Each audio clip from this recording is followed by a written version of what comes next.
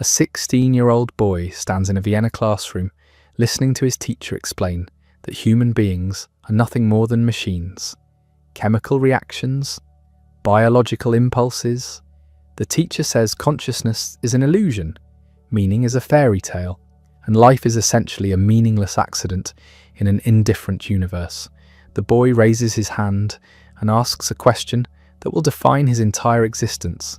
If that's true, why shouldn't I kill myself right now? The year is 1921, and Viktor Frankl has just challenged the fundamental premise of materialist philosophy with the bluntness only a teenager can muster. His teacher has no answer, but Viktor will spend the next 7 decades searching for one, a search that will take him through the depths of human suffering and to the heights of psychological insight. What he discovers will challenge everything we think we know about survival, meaning, and what makes life worth living. Vienna in the early 1920s was a city of contradictions. The Austro-Hungarian Empire had collapsed. War had shattered certainty. Freud walked these same streets, revolutionizing how we understood the human mind. But Viktor Frankl was already suspicious. He'd read Freud at 13, devouring the theories about unconscious drives and repressed desires. By 15, he was corresponding with the master himself, sending letters about the death instinct and receiving replies on Freud's personal stationery. But something didn't fit. Freud said we're driven by pleasure, by the need to satisfy our instincts. Alfred Adler, the other giant of Viennese psychology, said we're driven by power, by the will to overcome inferiority. Viktor looked at his own life and saw neither. What drove him wasn't pleasure or power. It was meaning, the desperate human need to find purpose in existence. He was born on March 26, 1905, in the Leopoldstadt district, Vienna's Jewish quarter. His father Gabriel was a civil servant in the Ministry of Social Service, methodical and devoted to helping others. His mother Elsa came from a prosperous Prague family, warm and cultured. Viktor was the middle child, sandwiched between an older brother Walter and a younger brother Stella. The apartment was modest but filled with books, conversation, and the expectation that ideas mattered. From the beginning, Viktor was intense. While other children played, he thought about death, not morbidly, but philosophically. What's the point of living if we're all going to die? Why do anything if it all ends in nothing? Most kids go through a phase of asking big questions. Viktor never left that phase. He just learned to ask them with increasing sophistication. At 4 years old, he suddenly realized he would die someday. The awareness struck him like lightning. He stood frozen, grappling with mortality before he could tie his own shoes. His mother found him standing motionless and asked what was wrong. He couldn't explain it then, but that early confrontation with death planted something in him, a refusal to waste the brief flicker of consciousness he'd been given. School bored him. Not because he wasn't smart, he was brilliant, but because it felt irrelevant. What did Latin declensions matter when the universe was indifferent? What good were mathematics when existence itself seemed absurd? But he excelled anyway, driven by something he couldn't yet name. That need for meaning, for significance, for some way to justify the strange fact of being alive. By 13, he was giving lectures to his classmates, not assigned presentations. Actual philosophical lectures he'd written himself, exploring the relationship between psychology and philosophy. His teachers didn't know what to make of him. Here was a boy who should be playing football, standing in front of his peers and discussing Schopenhauer's pessimism and whether life could be rationally justified. Then came that classroom moment at 16, the materialist teacher, the direct challenge. Why not suicide? The question wasn't rhetorical for Viktor. It was urgent. If we're just machines, if there's no meaning, if consciousness is just neurons firing, then what possible reason is there to continue? The teacher's silence was an answer in itself. The reigning philosophies of the age had no response to the simplest and most important question a human being can ask. Viktor turned to Freud's writings with renewed energy. Psychoanalysis at least took the inner life seriously. It said our thoughts and feelings mattered, even if they were just the product of childhood trauma and repressed sexuality. At 15, Viktor wrote an essay about the psychological origins of mimicry in psychoanalytic terms. He mailed it to Freud. To his astonishment, Freud wrote back and asked permission to publish it in the International Journal of Psychoanalysis. Imagine being 15 years old and having Sigmund Freud, the most famous intellectual in Europe, publish your work. Viktor was thrilled. But even then, doubts nagged at him. Freud reduced everything to drives, to the pleasure principle, to sexuality and aggression. But Viktor looked at himself and saw someone driven by questions, by the search for truth, by something higher than mere satisfaction of instincts. He started attending Alfred Adler's lectures. Adler had broken with Freud over this exact issue, arguing that humans aren't driven by pleasure, but by the will to power, the need to overcome feelings of inferiority and achieve superiority. This resonated more with Viktor. At least Adler acknowledged that humans strive for something beyond animal satisfaction. At least he saw the forward-looking, goal-oriented nature of human psychology. By 18, Viktor was deeply involved in Adler's circle. He published articles in Adler's journal. He gave presentations at Adlerian conferences. He was the rising star of individual psychology, Adler's brilliant young protege.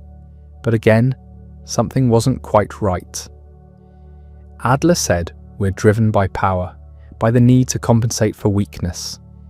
Viktor looked deeper and saw something else. We're driven by meaning, by the need to find or create significance in our existence. He began developing his own ideas quietly at first.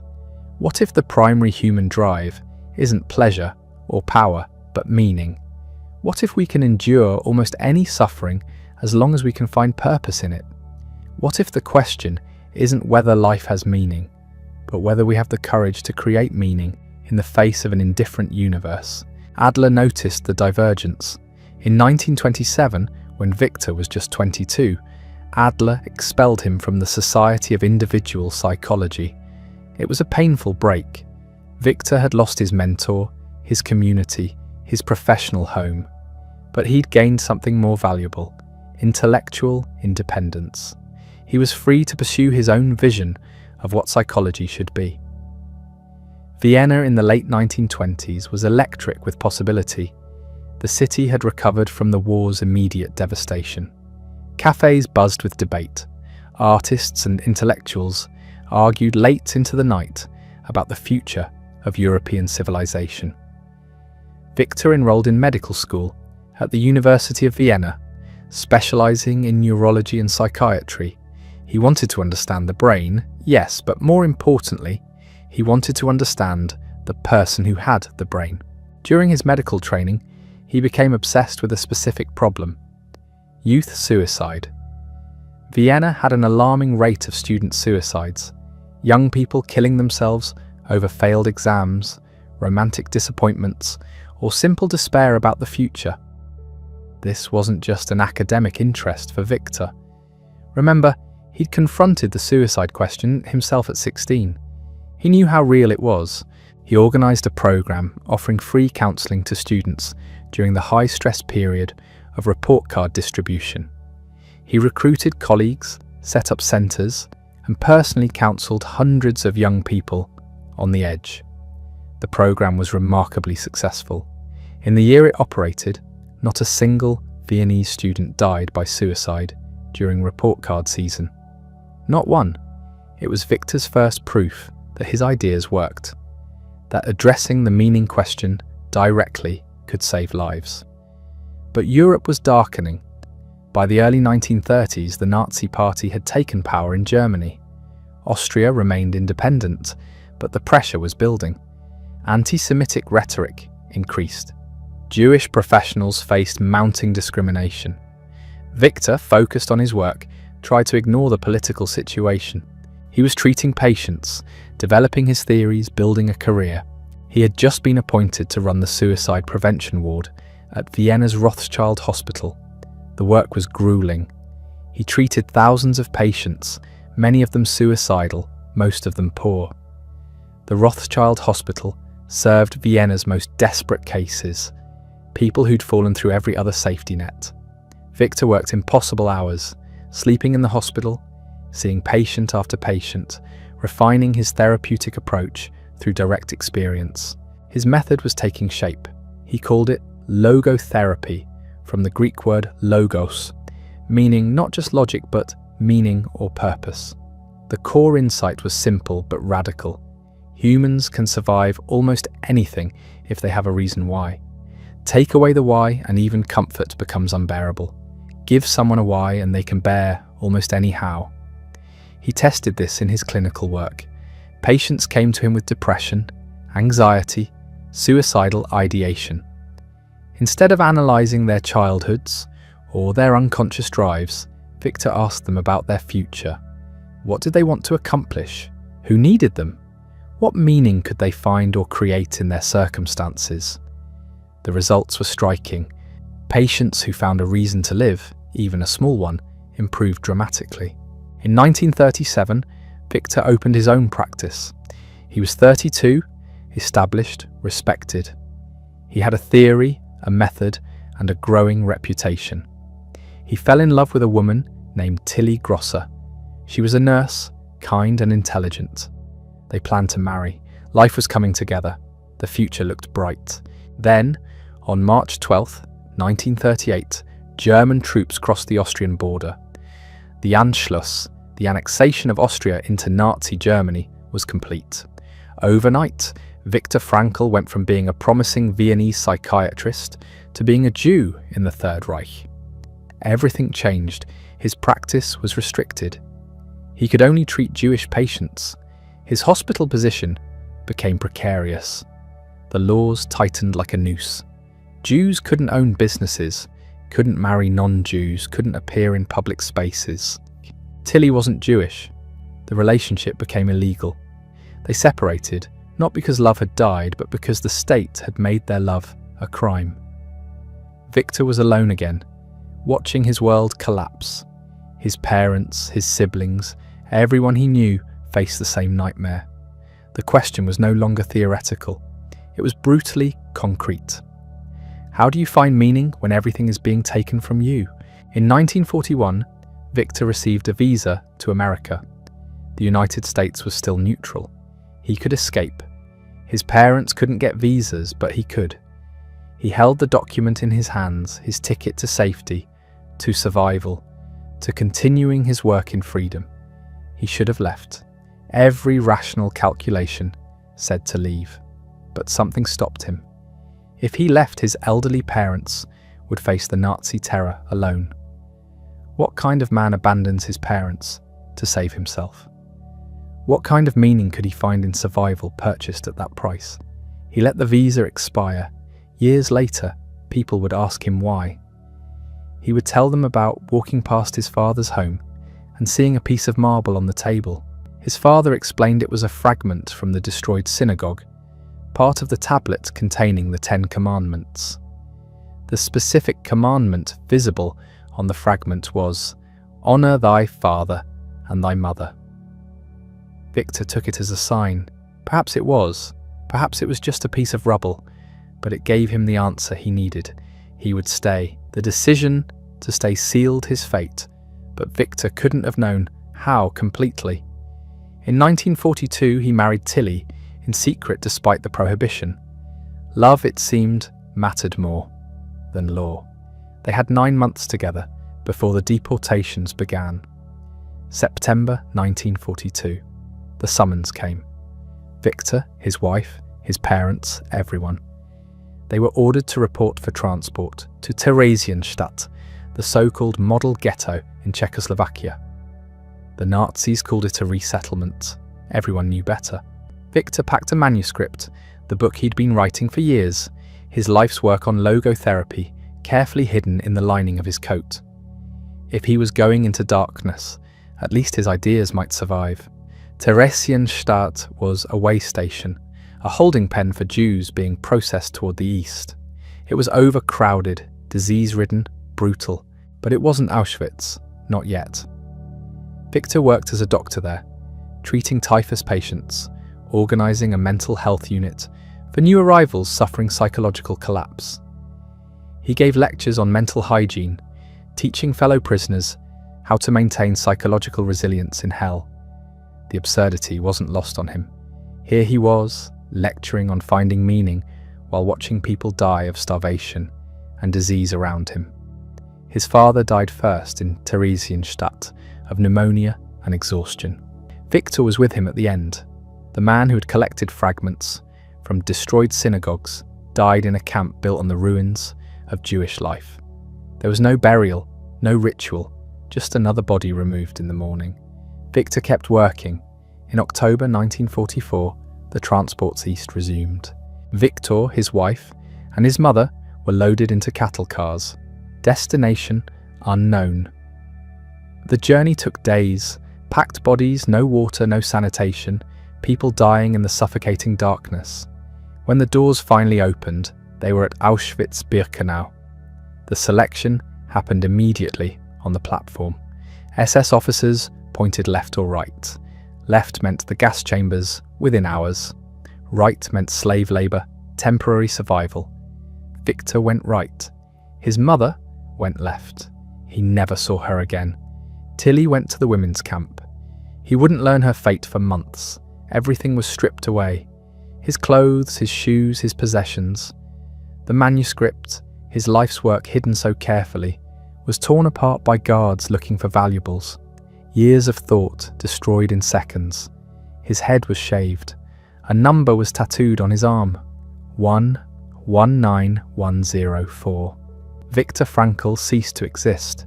He was now a digit in the Nazi bureaucratic machinery of death. What happens to the human mind when everything is taken? When your name, your identity, your past, your future all vanish? When you're reduced to a skeletal body in striped rags, starving, beaten, worked to exhaustion, watching people die beside you every single day? This was the laboratory where Viktor's theories would face their ultimate test. The camps operated on a logic of dehumanization so complete it defied comprehension. Prisoners received starvation rations, perhaps 1,000 calories a day, while performing back-breaking labor in freezing conditions. The death rate was calculated, intentional. You weren't supposed to survive. You were meant to be worked to death, your body discarded when it could no longer produce. Guards beat prisoners randomly, viciously, for amusement. Karpos, prisoners given authority over others, were often more brutal than the SS, their cruelty born from desperate self-preservation. Viktor was transferred from Auschwitz to Kaufering, a subcamp of Dachau, and later to Turkheim. Each camp was its own nightmare. He worked laying railroad tracks, digging ditches, hauling stones. His body wasted away. Typhus swept through the camps periodically, killing thousands. Frostbite claimed fingers and toes in winter. Every morning, corpses were stacked like firewood outside the barracks. Every night, you wondered if you'd be among them tomorrow. But something else was happening simultaneously. Something Viktor observed with clinical precision, even as he lived it. The mind, facing total annihilation, made choices. Tiny, almost invisible choices that determined whether you survived or surrendered. Some prisoners gave up immediately. They stopped washing, stopped caring about their appearance, stopped engaging. Viktor watched them. Within days or weeks they were dead.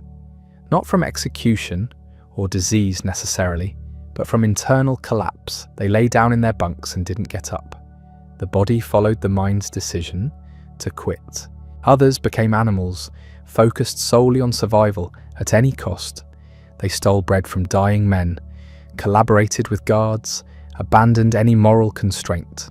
Some survived this way, but Viktor noticed they lost something essential. They lived, but what lived wasn't quite human anymore. A third group, small but significant, maintained what Viktor called spiritual freedom. Despite everything, they made choices about how to respond. A prisoner sharing his last piece of bread, a kind word to someone collapsing, a moment of appreciation for a sunset visible through the barracks window. These acts had no survival value. They were purely human, purely about meaning. Viktor made a deliberate choice. He would observe. He would turn this horror into data, into understanding. He couldn't control what was done to him, but he could control how he responded internally. He could choose his attitude. This wasn't optimism or positive thinking. It was something harder and more honest. It was the decision that even here, especially here, his response mattered. He began reconstructing his lost manuscript in his mind, memorizing passages, refining arguments. At night, lying on wooden planks surrounded by dying men, he gave himself lectures, entire presentations on logotherapy that he would deliver someday if he survived. He imagined standing in a warm lecture hall, describing the camps to an audience, explaining what he'd learned. The future became real through imagination, a reason to survive today. One day, working in a trench, he had a sudden vision of his wife. He didn't know if she was alive or dead. He imagined her face, recalled conversations, felt the love that had existed between them, and he realized something profound. Love transcends the physical. The Nazis could kill Tilly, but they couldn't touch what she meant to him, couldn't erase the love itself. That existed in a realm beyond their reach. Even if she was dead, the love remained real, a meaning that survived annihilation. Winter 1945 was the worst. The Soviet army was advancing from the east. The SS began evacuating camps, forcing prisoners on death marches westward. Thousands died on the roads, shot if they fell behind, frozen in ditches. Viktor survived a march from Kaufering to Turkheim, somehow staying on his feet when stronger men collapsed. In Turkheim, typhus struck him. Fever, delirium, his body finally giving out after years of abuse. He should have died. Most typhus patients in the camps did. But Viktor had something left to do. He asked for paper, scraps, anything. While delirious with fever, he began writing again, reconstructing his manuscript in shorthand on stolen bits of paper, hiding them in his clothing. If he died, maybe someone would find them. His body was covered in lice, the typhus carriers. He was skeletal, barely conscious.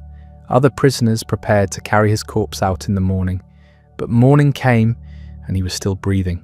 Then another morning, slowly, impossibly, the fever broke. April 1945. Rumours spread through Turkheim. The Americans were close. The SS guards were nervous, disappearing at night.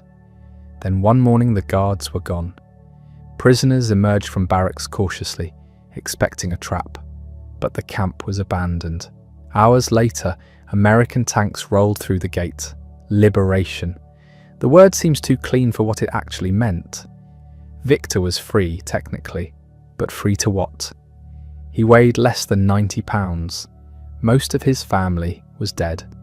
His wife's fate was unknown. His home, his practice, his entire former life was ash.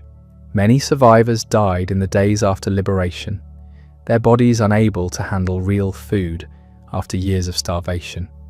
Others went mad. The psychological pressure they'd suppressed under survival conditions finally erupting. Viktor walked out of Turkheim in April 1945, a ghost in striped rags. He made his way back to Vienna, a journey of hundreds of miles through a devastated landscape. Germany was rubble. Austria was occupied. The world he'd known was gone. In Vienna, he searched for survivors. His sister Stella had escaped to Australia before the war. She survived. His brother Walter had tried to escape to Italy. He died in Auschwitz. His wife Tilly had been transferred from Auschwitz to Bergen-Belsen. She died there in the final weeks before liberation, of typhus or starvation, or simply exhaustion. The exact date was unknown. Viktor learned this from a survivor who'd been with her. She was gone. His parents, his wife, his brother dead. His manuscript destroyed. His home occupied by strangers. His practice dissolved. He was 40 years old and had nothing. What meaning could possibly exist in this? This is where most stories would end, in despair. But Viktor did something extraordinary. Within months of liberation, still processing his grief, Still regaining weight and health, he began writing. Not slowly, not carefully, but in a fever of urgency. He dictated his experiences to assistants, writing for 16 hours a day, reconstructing from memory what he'd lost and adding what he'd learned. In 9 days, he produced the first draft of the book that would become man's search for meaning. He wrote it in German, titled it Ein Psycholog erlebt das Konzentrationslager. A psychologist experiences the concentration camp. It was published in 1946 in Vienna, barely a year after liberation. The book had 2 parts. The first described life in the camps with clinical precision and devastating honesty. No sentimentality, no dramatization, just the truth of what dehumanization looks like and how human beings respond. The second part explained logotherapy, the theory he'd developed before the war and tested in the ultimate laboratory of suffering. The thesis was simple but revolutionary. Everything can be taken from a person except one thing: the freedom to choose one's attitude in any given set of circumstances. We cannot always control what happens to us, but we can always control how we respond. Meaning is not something you find, it's something you create through your choices, especially your choices in suffering. The book found immediate resonance in post-war Europe. Here were millions of people sitting in ruins, grieving unimaginable losses, asking the same question Viktor had asked. How do we go on? His answer wasn't comfort, it was challenge. You go on by choosing to. You go on by finding or creating a reason, even a small one. You go on because giving up is also a choice and you're free to choose otherwise. Viktor rebuilt his life systematically. He returned to his medical practice, treating patients again. He remarried in 1947 to Eleonore Schwint, a nurse. They would stay married for 50 years until his death.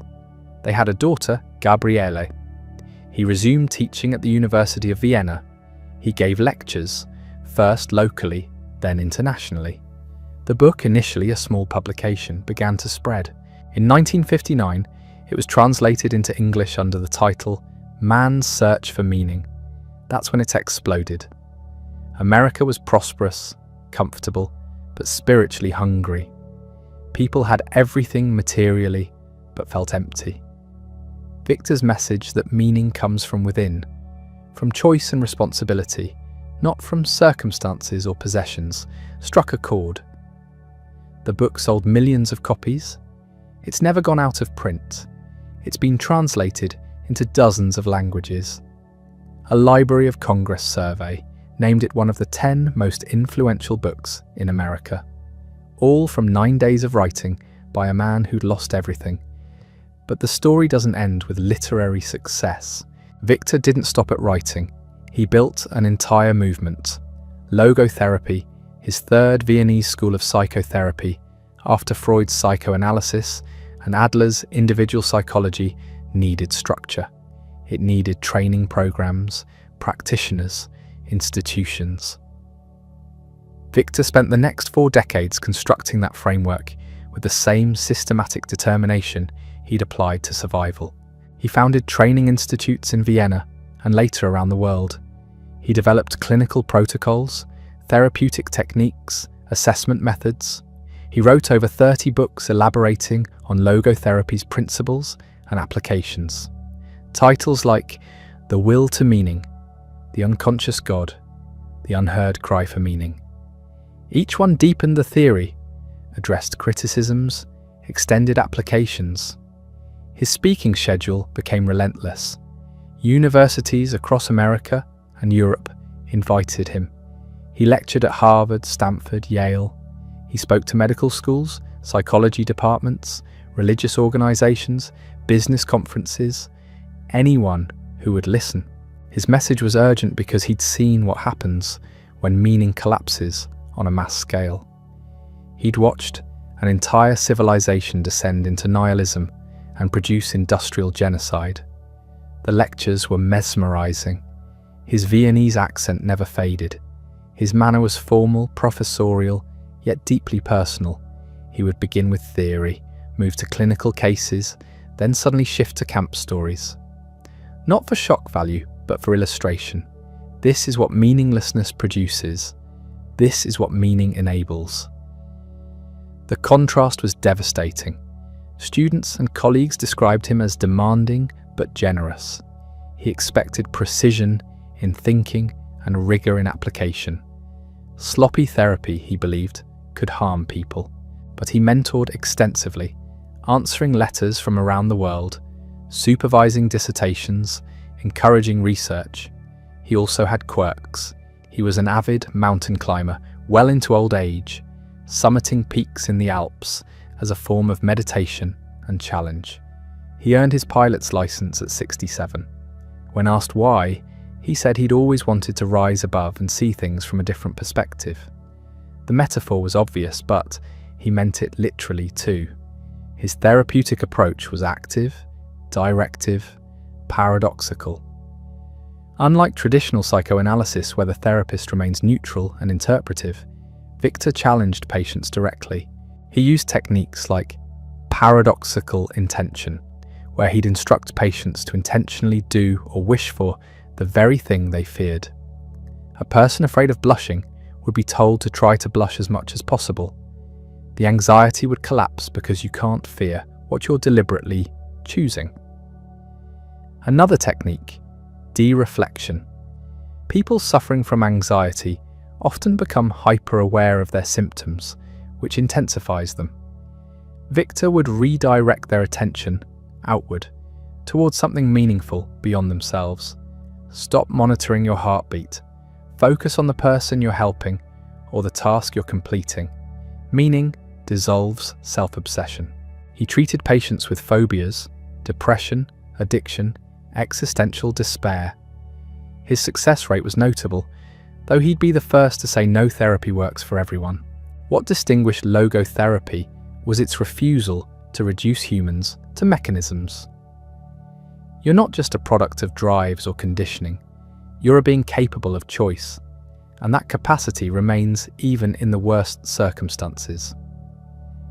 Critics emerged naturally. Some psychologists dismissed logotherapy as simplistic or overly philosophical.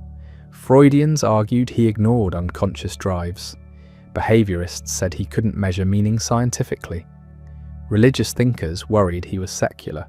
Secular thinkers worried he was too religious. Viktor addressed each criticism methodically. To Freudians, yes, unconscious drives exist, but humans are more than drive reduction machines. We seek meaning, not just pleasure. To behaviorists, meaning can be studied through its effects on behavior, health, resilience. To religious critics, logotherapy doesn't require God, but doesn't exclude God either. It's compatible with any worldview because meaning transcends ideology. To secular critics, I'm not imposing religion. I'm recognizing that humans ask transcendent questions whether or not they believe in transcendence. The debates sharpened his thinking. He revised, clarified, strengthened his positions. By the 70s and 80s, logotherapy had established itself as a legitimate school with training programs, certifications, clinical applications worldwide, but the core message never changed. Life asks questions of us. We don't get to ask why me, why this, why now, and expect cosmic answers. Instead, life asks, what will you do with this? How will you respond? What meaning will you create here? That shift from demanding meaning from life to accepting life's demands on you was the pivot point. Patients who made that shift, Viktor observed, found relief, not because their circumstances improved, but because their relationship to circumstances transformed. You're no longer a victim of fate, you're a participant in creating response. One case he often cited involved an elderly general practitioner who came to Viktor years after his wife's death. The man was depressed, unable to move past grief. Viktor asked him a simple question. What would have happened if you died first and she'd survived you? The man immediately said she would have suffered terribly. She adored him. Her grief would have been unbearable. Viktor responded, You see, by surviving her, you've spared her that suffering. You're bearing this pain so she doesn't have to. Your suffering has meaning. It's protecting someone you love." The man stood, shook Viktor's hand, and left. He never returned for further treatment. The reframe was enough. His suffering hadn't disappeared, but it had transformed from meaningless burden into meaningful sacrifice. This wasn't positive thinking or reframing for comfort. It was recognition of actual meaning embedded in the situation. The general's suffering did spare his wife. That was real. Viktor simply helped him see it. Logotherapy spread into unexpected domains. Businesses adopted it for leadership training. Prisons used it for rehabilitation. Schools integrated it into counselling. Hospice workers applied it to end-of-life care. Addiction treatment centres found it effective because addiction often stems from inner emptiness, and meaning addresses that void directly. By the 1980s, Viktor was in his 80s himself, still working, still travelling, still teaching. His daughter Gabriele became a child psychologist. His wife Ellie managed his schedule and correspondence. He showed no signs of slowing. He received honorary doctorates from 29 universities, awards from professional organisations worldwide, recognition from governments, including Austria's highest civilian honour. None of it seemed to matter much to him personally. He was polite, grateful, but the work mattered more than the accolades. What did matter was impact. He wanted logotherapy to reach people who needed it. He wanted the lessons from the camps to prevent future camps. He believed the existential vacuum, the sense of meaninglessness plaguing modern society, was dangerous. Not just individually, but collectively. A society that believes nothing matters is capable of anything. He watched the Cold War arms race with alarm. Two superpowers pointing annihilation at each other. And for what? Ideology, abstractions. The dehumanization he'd witnessed in the camps was now scaled to planetary potential. The need for meaning, for recognition of human dignity and responsibility felt more urgent than ever. He also watched the rise of consumerism and materialism in the West. People chasing comfort, pleasure, distraction, filling the void with possessions and entertainment. He didn't judge them harshly. He understood. When you don't know what life is asking of you, you default to seeking pleasure or numbing pain. But it doesn't work. The emptiness remains.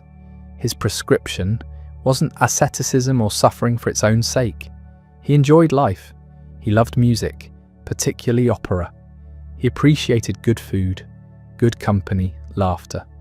But these were accompaniments to meaning, not substitutes for it. Pleasure arises naturally when you're living meaningfully. Pursued directly, it evaporates. Students would ask him how he'd survived the camps psychologically. What was his personal source of meaning?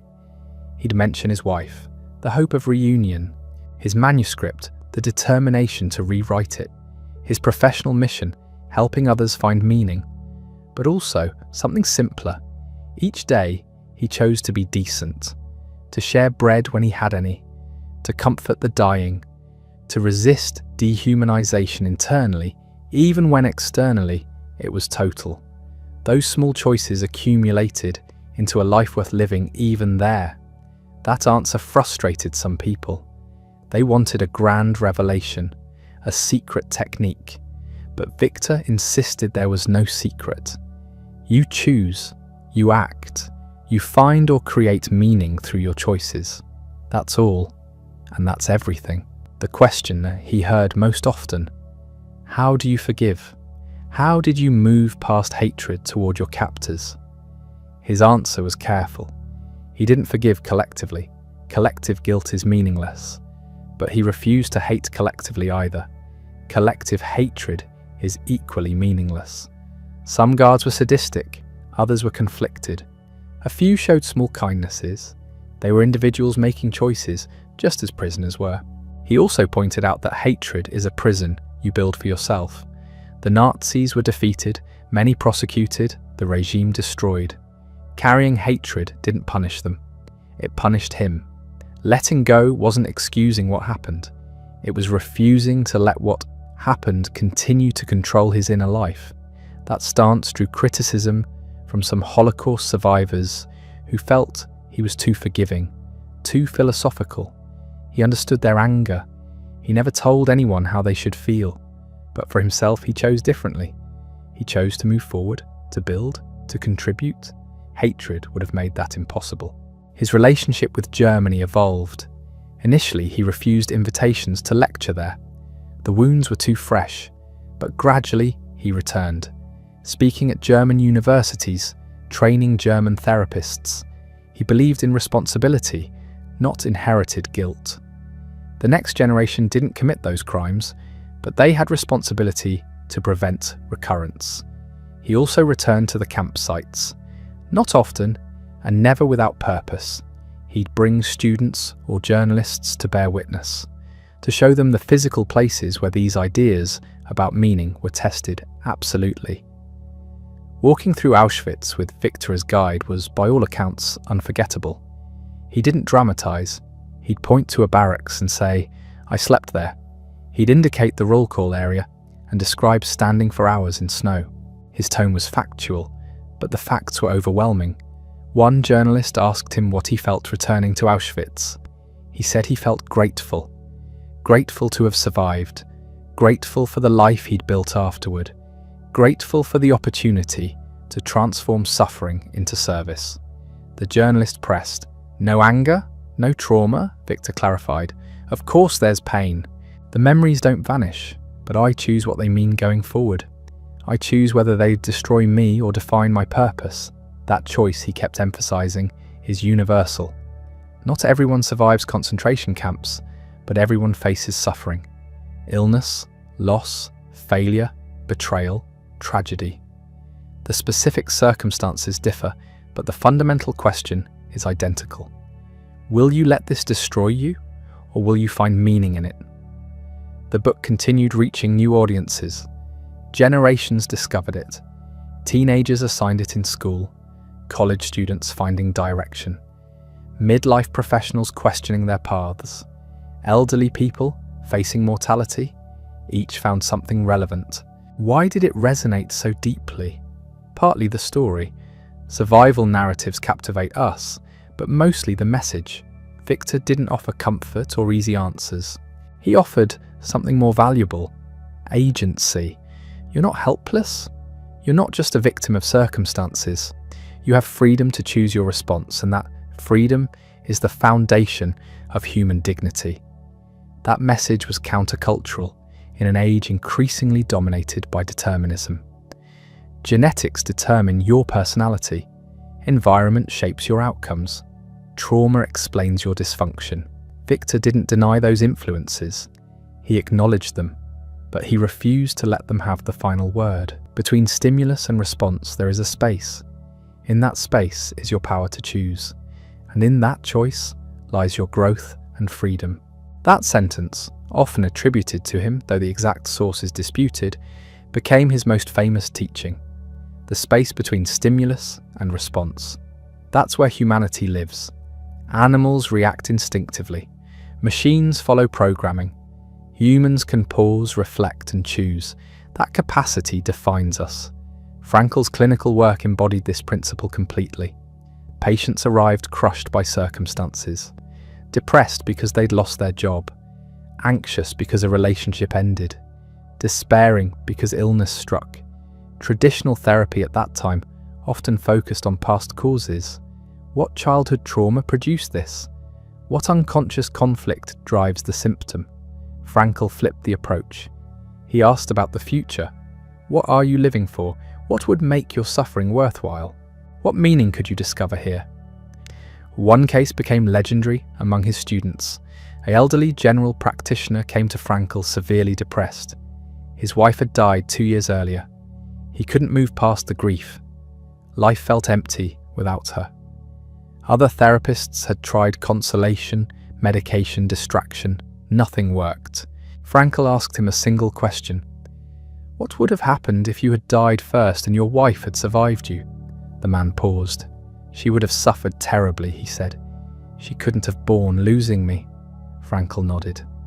So by surviving her, by bearing this pain, you've spared her that suffering. Your grief is the price you pay, so she didn't have to." The man sat silently. Then he stood, shook Frankl's hand, and left. The depression hadn't vanished, but it had transformed. His suffering now had meaning. He was bearing it for her sake. That reframe changed everything. This was logotherapy in action. Not removing the pain, but revealing its purpose. Frankl believed suffering becomes unbearable only when it seems meaningless. The same hardship, reframed as sacrifice or growth or testimony, becomes endurable, sometimes even ennobling. Critics argued this could be misused. Couldn't oppressors justify cruelty by telling victims to find meaning in their suffering? Frankl was adamant. Finding meaning is the victim's choice, never the oppressor's demand. No one has the right to tell another person their suffering is meaningful, but everyone has the right to discover meaning for themselves. He also warned against what he called the tragic triad: pain, guilt, and death. These are inescapable parts of human existence. Denying them is futile. Pretending life should be painless leads to brittleness. Pretending we're perfect leads to self-deception. Pretending we're immortal leads to wasting time. Maturity means accepting the tragic triad and asking how to live meaningfully despite it. His therapy sessions were famously brief. Sometimes a single meeting sufficed, not because problems vanished, but because the person's orientation shifted. They stopped asking, "Why is this happening to me?" and started asking, "What can I do with this?" Paradoxical intention became one of his most practical techniques. Patients with phobias or compulsions were instructed to deliberately try to produce the symptom they feared. The insomniac tries to stay awake. The stutterer tries to stutter. The anxious person tries to feel more anxious. Why would this work? Because fear of the symptom often perpetuates it. The insomniac lies awake worrying about not sleeping, which prevents sleep. The stutterer tenses up afraid of stuttering, which triggers stuttering. By inverting the intention, you break the cycle. Trying to stay awake often makes you drowsy. Trying to stutter often produces fluent speech. This technique spread beyond logotherapy into cognitive behavioral approaches. But Frankl's version always carried a deeper layer. He wasn't just treating symptoms, he was teaching people to stop taking themselves so seriously, to gain distance from their neuroses through humour and perspective. Dereflection was another method. Patients fixated on themselves, their performance, their symptoms, were instructed to focus outward instead. Stop monitoring yourself. Direct attention toward tasks, toward other people, toward purposes beyond your own state. Happiness and health come indirectly, as byproducts of engagement, not as direct goals. A man suffering impotence came to Frankl. Previous therapy had him scrutinizing every aspect of sexual performance, which worsened the problem. Frankl told him to stop trying to perform, focus entirely on his partner's experience instead. The shift in attention resolved the issue within weeks. These weren't tricks, they were applications of a core insight. Human beings are fundamentally self-transcendent. We function best when directed towards something beyond ourselves. Turn inward obsessively and you spiral into neurosis. Turn outward toward meaning and you discover capability you didn't know you possessed. Frankl's schedule became overwhelming. The clinic, the hospital rounds, the lectures, the writing, the correspondence, letters arrived daily from around the world. People sharing their stories, asking advice, seeking hope. He tried to answer everyone personally, at least briefly. Even that became impossible. As his fame grew, he married Eleanor Schwint in 1947, 2 years after liberation. She was a nurse, calm and steady, where he was intense and driven. They had one daughter, Gabriele. Ellie, as everyone called her, understood his mission. She managed the household, protected his time, handled logistics. Without her support, the global impact would have been impossible. Their home in Vienna became a gathering place. Students, colleagues, visitors from abroad. Ellie would prepare coffee and pastries while Viktor held court in his study, surrounded by books floor to ceiling. He'd leap up mid-conversation to grab a volume, flipping to a passage that made his point. His energy was inexhaustible. Traveling consumed months each year. America especially embraced him. Universities across the country invited him for lectures and residencies. He taught at Harvard, Stanford, Yale, dozens of others. His English was heavily accented but clear. Audiences packed auditoriums. Standing room only became standard. What struck people who met him was the absence of bitterness. Here was a man who'd lost everything, who'd witnessed humanity's worst, and he radiated warmth. He laughed easily. He was curious about others, asking questions, genuinely interested in their lives. He didn't perform the role of survivor or sage. He was simply present, engaged, alive. Students who trained with him described a demanding teacher. He expected rigor. Sloppy thinking irritated him, but he was also generous with encouragement. If you worked hard, if you cared about helping people, he'd invest endless time mentoring you. Former students scattered across continents, building careers in psychology, psychiatry, counseling.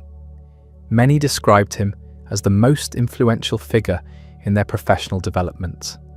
His writing continued.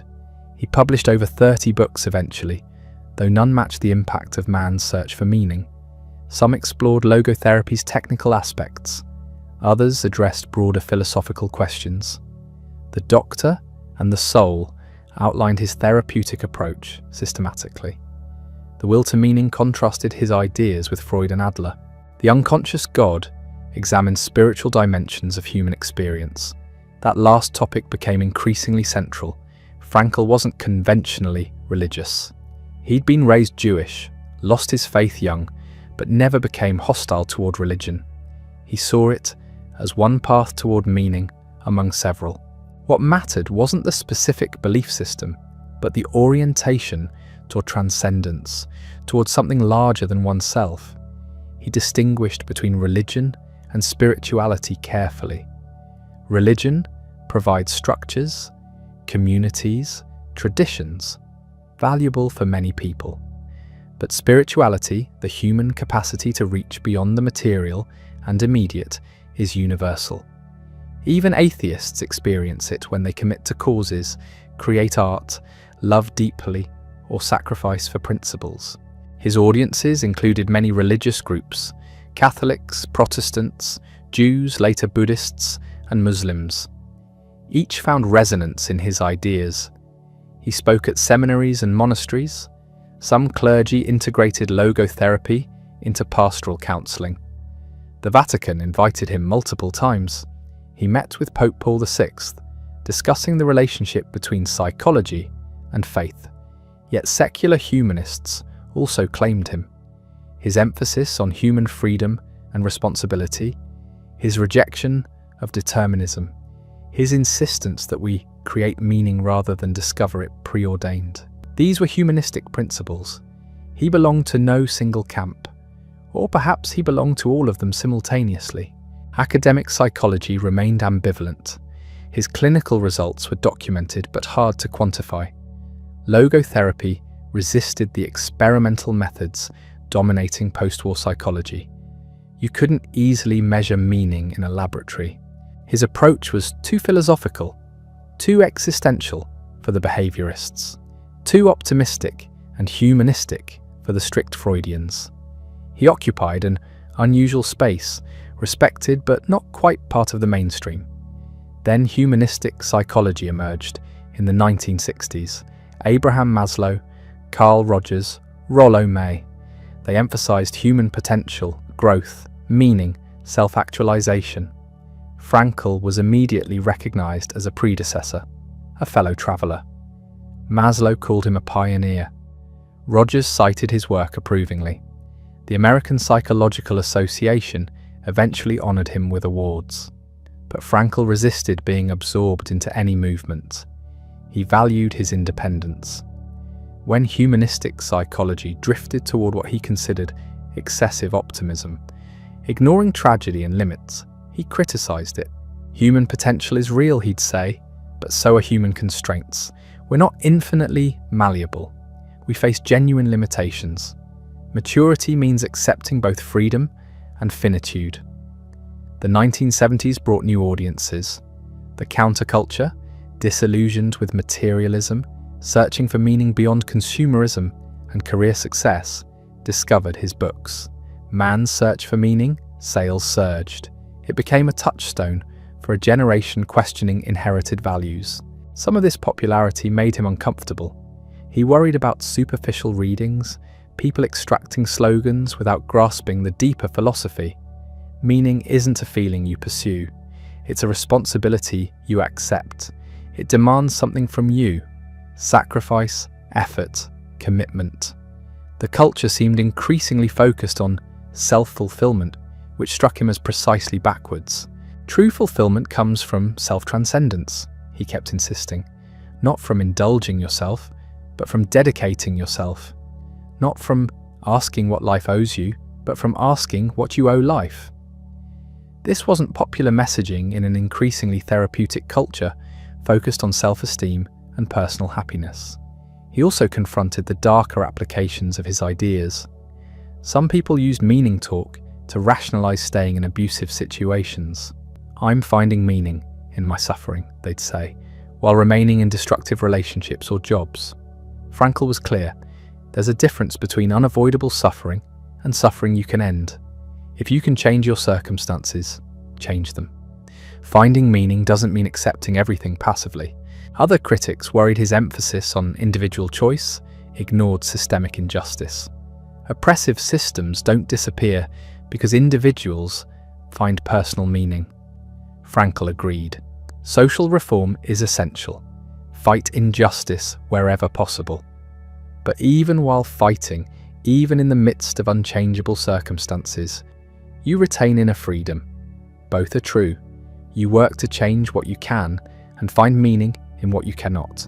Political movements tried claiming him. Conservatives appreciated his emphasis on personal responsibility. Progressives valued his focus on human dignity and resistance to oppression. He resisted both co-options. His ideas weren't political tools. They were human truths, applicable across ideologies. The one cause he embraced publicly was reconciliation. Post-war Europe remained divided by hatreds.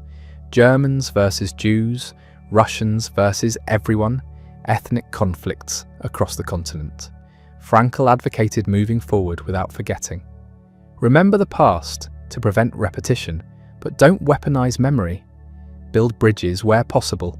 This stance earned both admiration and criticism. Some saw profound wisdom, others saw naivety. How do you reconcile with people who murdered your family? He never claimed it was easy. He just insisted it was necessary. The alternative, eternal hatred passed between generations, guarantees perpetual suffering. His health began declining in the 80s. Heart problems, then complications from age. He reduced his travel, though never stopped completely. The clinic work continued into his 80s. Patients still came seeking the man who'd survived hell and found meaning. Awards accumulated, honorary degrees from dozens of universities. The Oscar Pfister Award from the American Psychiatric Association, Austria's highest civilian honor. He received them graciously, but without much interest. Recognition was fine, but the work mattered more. His personal life remained remarkably stable through these decades. Eleanor stayed beside him, managing the household, protecting his time, screening visitors who wanted pieces of him. Their marriage worked because she understood what he needed: space to think, time to write, freedom to pursue his mission. She created that space. Friends described their relationship as complementary. He was the public intellectual. She was the private anchor. They traveled together when possible, maintained a quiet home life when not. No drama, no public conflicts, just steady partnership across 50 years. Their daughter Gabriele grew up, married, gave them grandchildren. Frankl delighted in his grandchildren with surprising playfulness. The serious philosopher became a storyteller and joke teller around them. He'd build elaborate fantasies, play games, be fully present in ways he couldn't always manage with patience or audiences. They represented pure future, untouched by the past's horrors. Hope in human form, but one relationship haunted him until his death. Tilly, his first wife, the woman who died in Bergen-Belsen while he survived Auschwitz. He rarely spoke of her publicly. The pain was too raw, too private, but those close to him knew she remained present. He'd kept a photograph, though few ever saw it. On certain dates, anniversaries known only to him, he'd become distant, unreachable. Eleanor understood. She never competed with a ghost. Tilly represented the lost world, the family murdered, the life destroyed. Honoring that memory wasn't betrayal, it was integrity. Frankl had married Eleanor not to replace Tilly, but because life demanded moving forward. Both things were true. You carry the dead while living for the living. There's no contradiction. His writings from the 70s and 80s show increasing concern with what he called existential vacuum. Modern society, he argued, was producing unprecedented material prosperity alongside unprecedented meaninglessness. People had everything and felt empty. Depression rates were rising, suicide rates climbing, not from poverty or oppression, but from purposelessness. The problem was freedom itself, paradoxically. Previous generations had clear scripts. Your religion told you how to live. Your social class determined your options. Your family decided your profession. These constraints were oppressive, yes, but they provided structure. Meaning was inherited, not created. Now, especially in wealthy democracies, people faced radical freedom. Choose your career, your relationships, your values, your identity. Create yourself from scratch. This liberation was real and valuable. But it came with terrible responsibility. Many people froze. Without inherited meaning, they found no meaning at all. The vacuum at the center of modern life. His prescription remained consistent. Meaning comes from three sources. First, creating something or doing something significant. Work that matters, projects that serve others, contributions that outlast you. This doesn't require fame or fortune. A teacher shaping young minds, a parent raising children, a craftsman making beautiful things. All legitimate sources of meaning. Second, experiencing something or encountering someone. Beauty in nature or art, love in relationships, truth in learning. The capacity to be moved, to appreciate, to connect. This is receptive rather than active meaning, but equally valid. You don't have to produce to matter. Sometimes receiving is the point. Third, the attitude you take toward unavoidable suffering. This was his unique contribution. When you can't change circumstances, you can still choose your response.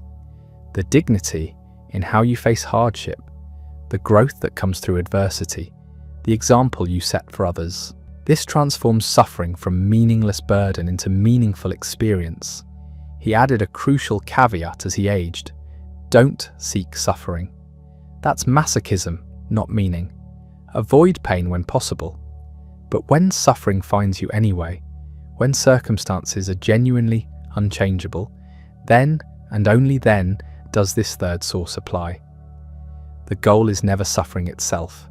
The goal is meaning despite suffering. Critics pointed out the obvious problem. Who decides what's changeable? Abused spouses told themselves their suffering was unavoidable when it wasn't. Exploited workers accepted terrible conditions as fates when collective action could change them.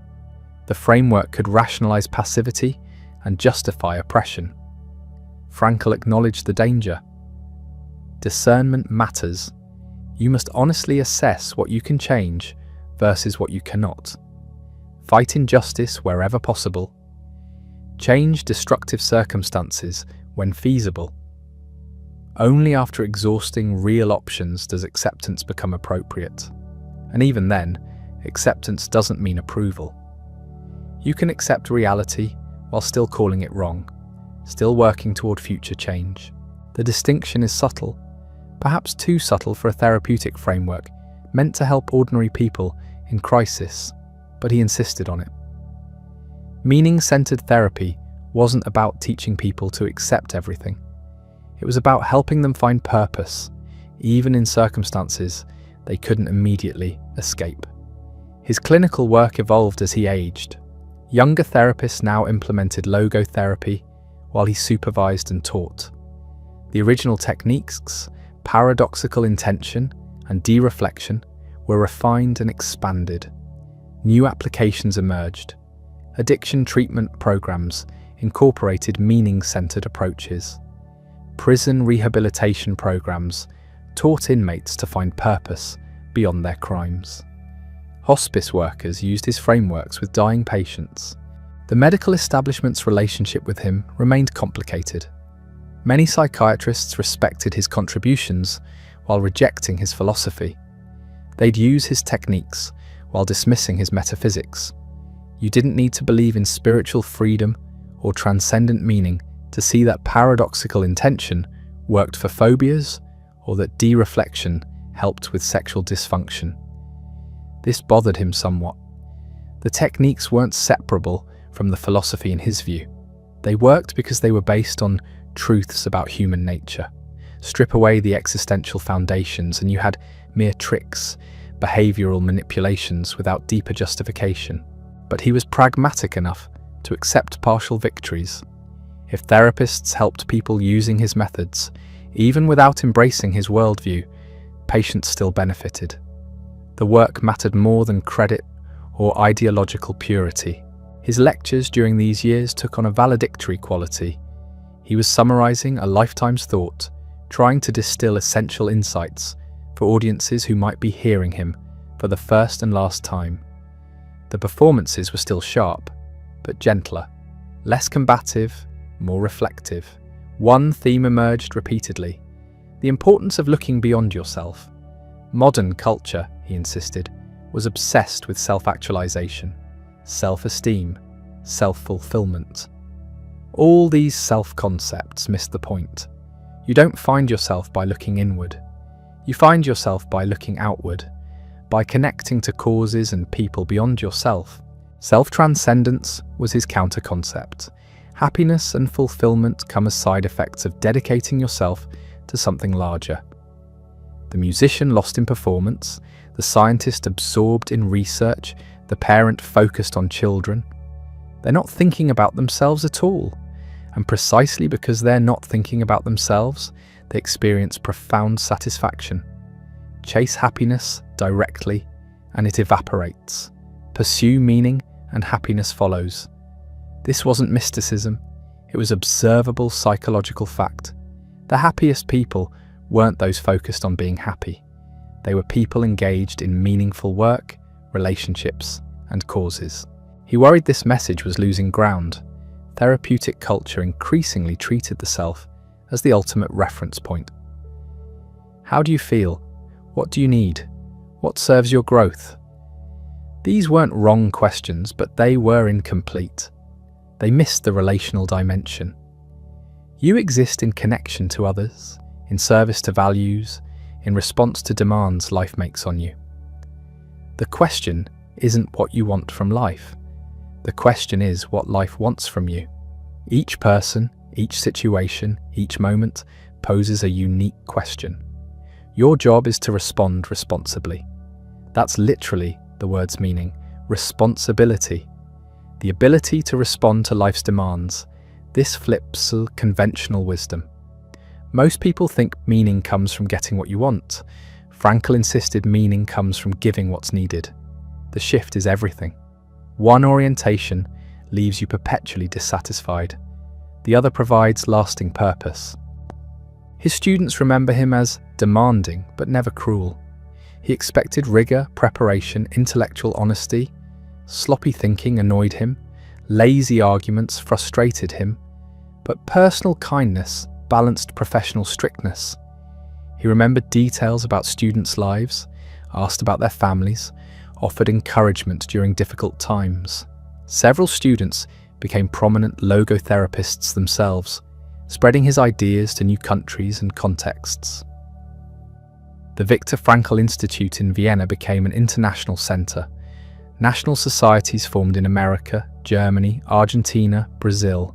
The ideas were taking root beyond their originator. This pleased him, but also worried him. Ideas get distorted in transmission. People would teach logotherapy without understanding its foundations. They'd reduce profound philosophy to self-help platitudes. The depth would be lost. He couldn't control this process, but he could try to preserve the core insights in writing. His books from the 80s attempted this preservation. He revisited old themes with new clarity, responded to critics, addressed misunderstandings. The writing was less fiery than his early work, but perhaps wiser. The polemical edge had softened. The certainty remained. One project consumed his final years. A comprehensive statement of his philosophical anthropology. Not therapy techniques or case studies, but a systematic account of what it means to be human. The work was published in German as Der Mensch, vor der Frage nach dem Sinn, the unheard cry for meaning in English. It represented his mature synthesis. The argument runs like this: humans are unique among creatures in our capacity for self-transcendence. We can step back from ourselves, observe our own thoughts, choose our responses. This creates radical freedom. We're not determined by drives or conditioning. We're self-determining beings who create ourselves through choices. But freedom without meaning produces despair. If nothing matters, if all choices are equally arbitrary, then freedom becomes burden. Existential vacuum results. This is the modern condition. Unprecedented freedom. Insufficient meaning. The solution isn't returning to old certainties. You can't unknow freedom. Religious and cultural authorities have lost their automatic power. That's irreversible. The solution is helping people discover personal meaning. Not imposing meaning from outside, but awakening their capacity to find it themselves. Each person's meaning is unique. There's no universal answer. Your purpose isn't the same as mine. Your response to life's questions will be different. But everyone has purposes waiting to be discovered. They're found in work, love, and courageous suffering. They're found by looking beyond yourself to what needs doing. This is his final answer to nihilism. Meaning isn't arbitrary invention. It's genuine discovery. Life really does make demands. Situations really do call for specific responses. Values really do exist. Not as abstract universals, but as concrete particulars. This moment, this person, this situation calls for this response. You discover it through conscience, through your sense of what's right, through attention to what's needed. The book received mixed reviews. Philosophers found it unsystematic. Therapists found it too abstract. General readers found it difficult. But students of his thought recognized it as his testament. Everything he'd learned, everything he believed, compressed into one volume. His health deteriorated through the late 80s. Heart problems worsened. He required oxygen at times. The clinic work finally stopped. He could no longer maintain the schedule. Patients were referred to colleagues. The active phase of his career was ending, but his mind remained sharp. He continued writing, though more slowly. Correspondence with students and colleagues around the world continued. Visitors still came, though fewer and more carefully screened. He tired easily, but could still engage intensely when energy allowed. Eleanor's health was also declining. They were aging together, two people who'd built a life in the ruins of catastrophe. Their conversations turned increasingly backward. Memories of earlier years, people now gone, the strange journey they'd travelled together. He maintained his conviction about meaning until the end. Life was meaningful despite everything. The camps hadn't disproven this. They'd confirmed it. The capacity for human dignity under impossible conditions, the choices people made, even in hell, the love that persisted through horror. These weren't illusions. They were the deepest truth about human existence. His final interviews show a man at peace. No bitterness, despite his losses. No despair, despite his knowledge of evil. just quiet insistence that life makes sense, that meaning is real, that human beings possess irreducible dignity. The philosopher who'd survived hell by finding meaning in it was preparing for the final meaning-making task, death itself, the ultimate unavoidable suffering, and the ultimate test of whether his philosophy could bear the weight of actual lived experience. Viktor Frankl died on September 2nd, 1997, at his home in Vienna. He was 92 years old. Eleanor had passed away just months before. After 67 years together, they were separated only briefly. His death was quiet, unremarkable in its circumstances. No dramatic final words recorded, no deathbed revelations. Just an old man reaching the natural end of a long life. But the manner of his dying mattered less than how he'd lived. The philosophy he'd spent 50 years teaching was about to face its ultimate test, and he'd already passed it. He'd transformed catastrophic suffering into meaning. He'd built a life from the ruins. He'd helped thousands find purpose in their pain. The final suffering, his own death, was just another situation calling for a response, and he'd responded with the same dignity he'd maintained since Auschwitz. The funeral was attended by colleagues, former patients, students from across decades. Tributes poured in from around the world. The man who'd been prisoner 119104 was remembered as a healer, teacher, and witness to human possibility under impossible conditions. Logotherapy didn't die with him. The Viktor Frankl Institute in Vienna continues his work. Logotherapy training programs operate on 6 continents. Therapists in dozens of countries practice his methods. The approach he developed has been integrated into cognitive behavioral therapy, existential therapy, and positive psychology. But his influence extends beyond clinical practice. Man's search for meaning remains perpetually in print, selling hundreds of thousands of copies yearly. It's assigned in philosophy courses, psychology programs, medical schools, and military training. Holocaust survivors read it and find their experience understood. Cancer patients read it and discover strength. Addicts in recovery read it and find reasons to stay sober. Business executives read it and question their priorities. Students read it and realize their problems aren't unique. The book works because it's not theoretical, it's testimony. Frankl doesn't argue for meaning, he demonstrates it. He shows what happens when you refuse despair, even when despair seems rational. He proves that inner freedom exists even when outer freedom is stripped away. He documents the fact that human beings can endure almost anything if they know why. His core insights have been validated by subsequent research. Studies confirm that people with strong sense of purpose recover faster from illness, live longer, and report higher life satisfaction. Purpose buffers against depression and anxiety. It predicts resilience after trauma. Frankl was right. Meaning isn't luxury or philosophical abstraction. It's psychological necessity.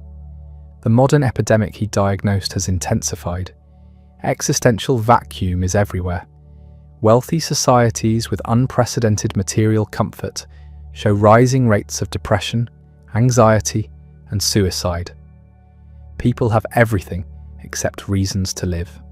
Adolescents particularly struggle.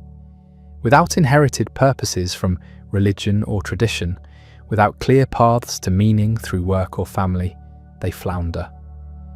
The freedom Frankl described as both gift and burden has become overwhelming.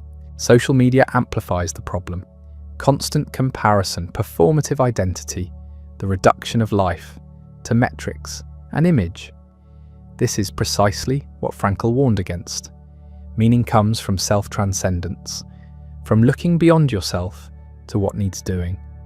But digital culture encourages constant self-focus, endless cultivation of personal brand. The result is exactly what he predicted. More freedom, less meaning, more options, less purpose, more connection, more loneliness. His answer remains relevant. Stop asking what you want from life. Ask what life wants from you. Stop waiting for circumstances to improve. Respond to the circumstances you have. Stop seeking happiness directly. Pursue meaning, and happiness follows as side effect. These aren't platitudes. They're practical instructions tested in the most extreme conditions imaginable. The 3 paths to meaning he identified, work, love, and suffering, remain the fundamental categories. Most people find purpose through contribution, through creating something or serving someone. This is the work path, not career necessarily, but the sense that your actions matter, that you're adding something to the world. Parents find it raising children. Artists find it making beauty. Teachers find it shaping minds. Activists find it fighting injustice. The specific content varies infinitely, but the structure is the same. You're part of something larger than yourself. Love provides meaning through connection. Not romantic love exclusively, though that's one form. Any genuine encounter with another person, any moment where you truly see someone and are truly seen. Friendships, family bonds, the relationship between therapist and patient. Love in Frankl's sense means recognizing the unique, irreplaceable value of another human being. It means caring about their flourishing for its own sake.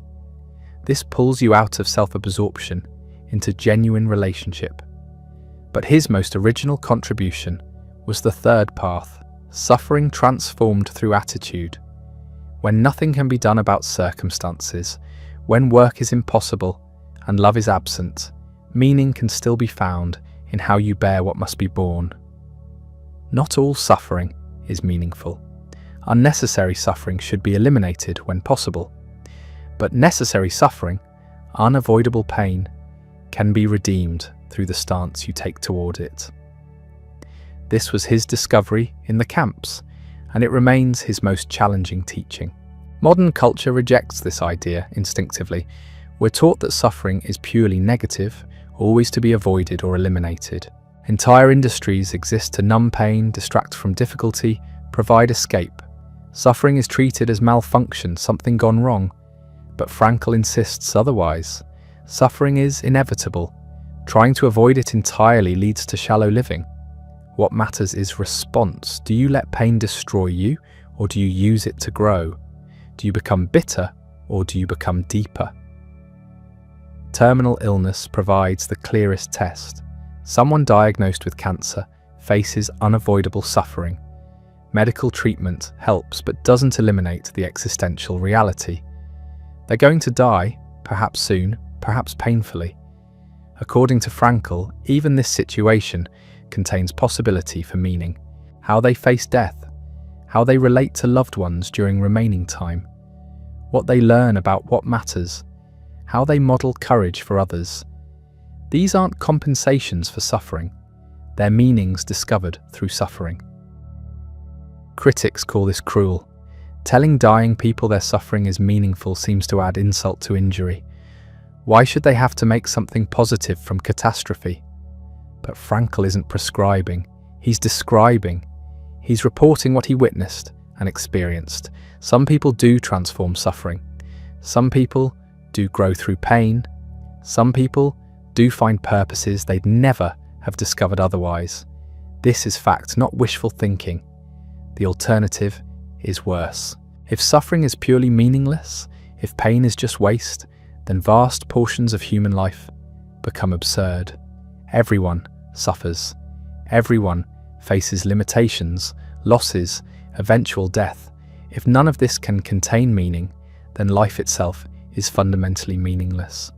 We're just killing time until time kills us. Frankl refuses this conclusion because he's seen the alternative. People who find meaning in suffering don't just survive better, they live more fully. Their pain becomes integrated into a larger story rather than standing as mere negation. His emphasis on responsibility follows directly. You're responsible for your response to whatever happens. Not responsible for what happens, that's often beyond control, but responsible for what you make of it. This is radical accountability. No blaming circumstances, no excusing yourself because life was unfair, no claiming you're just product of conditioning or victim of fate. You're free, therefore responsible. This freedom can't be taken away. Even prisoners in death camps retained it. Modern psychology often emphasizes self-compassion, acceptance, letting yourself off the hook. Frankl would consider this incomplete. Compassion, yes, but also challenge. You need to be called upward, confronted with your potential, reminded of your responsibility. Too much acceptance produces stagnation. You settle for less than you're capable of. Therapy, in his view, should provoke growth, not just provide comforts. His religious stance remained complex. He never returned to Orthodox Judaism. The camps burned away conventional piety, but he maintained belief in ultimate meaning, what he called supra-meaning. Individual situations contain specific meanings we can discover. But beyond these stands larger meaning we can't fully comprehend. Why history unfolds as it does, why suffering exists at all, why the Holocaust happened, these questions exceed human understanding. But Frankl insists that incomprehensible doesn't mean absent. Meaning exists even where we can't grasp it. This is faith, though he rarely used that word. Not faith in particular doctrine or traditional religion, but faith that existence makes sense. The universe isn't ultimately absurd. Reality isn't fundamentally hostile or indifferent. There's logos meaning, built into the structure of things. We discover it, we don't create it. This distinguishes him from pure existentialists like Sartre, who said existence precedes essence, meaning we create all values from nothing. Frankl says we discover values that really exist. Life makes genuine demands. Situations really do call for specific responses. His legacy in Holocaust studies is complicated. He's not quoted as frequently as Primo Levi or Elie Wiesel. His focus on meaning rather than evil, on psychological response rather than historical documentation, makes him less central to Holocaust scholarship. Some survivors resented his approach. His insistence that attitude mattered seemed to blame victims. If prisoners could choose their response, does that mean those who despaired chose wrong? He never said this explicitly, but the implication troubled people. He also wrote relatively little about German guilt or justice. His focus was always forward. What do we do now? How do we live after catastrophe? The past can't be changed. Dwelling on it produces bitterness. This wasn't forgiveness exactly, more like radical acceptance. What happened? Happened. Rage won't undo it. The question is what you build from here. Some found this stance admirable, evidence of his extraordinary character. Others found it evasive, a way of avoiding hard questions about perpetrators and responsibility. The debate continues, but his influence beyond Holocaust studies is undeniable. He gave suffering meaning without justifying it. He showed dignity is possible in hell without romanticizing hell. He proved that human beings possess resources for endurance we can't imagine until tested. The philosophical objection persists. Does suffering really contain meaning, or is this comforting fiction? When a child dies of cancer, when genocide occurs, when random catastrophe destroys innocent lives, is there truly purpose in this? Or are we just desperate to believe our pain isn't waste? Frankl can't prove meaning exists. He can only testify that he found it and witnessed others finding it. He can point to transformed lives, to people who grew through suffering rather than being destroyed by it. But ultimate proof is impossible. This is where philosophy becomes faith. His writing style contributes to his reach.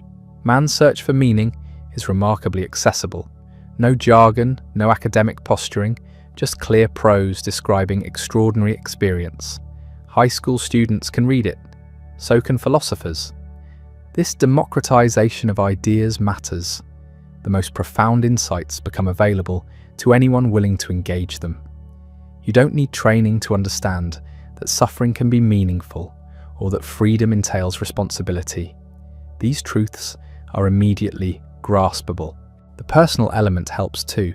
He's not abstract theorist, but witness. He's saying, this is what I lived through, this is what I learned. Perhaps it helps you.